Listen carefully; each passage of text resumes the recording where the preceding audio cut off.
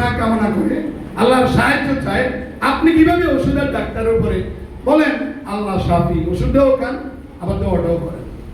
তা আমরা নেক্সট বাংলাদেশটাকে বাঁচাইতে হইলে এডুকেশন সিস্টেমটাকে এমন ভাবে করা উচিত যেখানে ইসলামও থাকবে, দুনিয়া আখিরাত দুটোই থাকবে। দুনিয়া আরাম বলতে পারবেন, আমি তো দোয়াই করতেছেন রব্বানা আতিনা ফিদ দুনিয়া হাসনাতাও ওয়া ফিল আখিরাতি হাসনাতাও ওয়া কিনা আযাবান্নার। দুনিয়া এবং আখিরাতের কল্যাণ দেন। তো এই যেসব মায়েরা বাচ্চারা হাফিজি পড়াইয়া মনটাকে ছোট করতেছেন, এই ছেলে কি করবে? আমি কথা দিলাম, প্রিন্সিপাল সাহেবের সাথে কথা বলে যা বুঝলাম, এখানকার ছেলেরা হাফিজির পাশাপাশি সবকিছু করতে পারবে ইনশাআল্লাহ। আমরা চাই সেই বাংলাদেশ, যে বাংলাদেশের একজন আলেম অধ্যক্ষ হবে, একজন আলেম ডাক্তার হবে।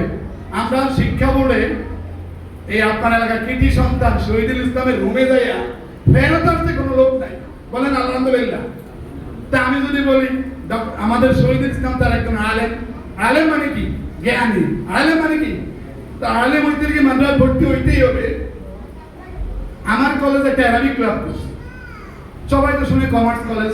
অ্যারাবিক ক্লাবের কাজ হচ্ছে প্রতি ক্লাসে 3 জন তেলাওয়াতকারী ভাই করবে। যে কোরআনের পাখি কি সুন্দর করে কোরআন তেলাওয়াত করছে, তাহলে প্রতি ক্লাসে 3 জন, 12টা ক্লাস আছে, 36 জন কারি ভাই করবেন কমার্স কলেজ থেকে। ওই 36 জনকে নিয়ে অ্যারাবিক ক্লাব করবেন, যারা আরবিতে কথোপকথন করবে। আপনাদের ভর্তির প্রোগ্রামে দেখলাম আর ইসলাম মাদ্রাসার ছেলেমেয়েরা ইংলিশে কি সুন্দর করে অভিনয় করলো, কনভারসেশন করলো, যৌতুক বিরোধী নাটক করলো।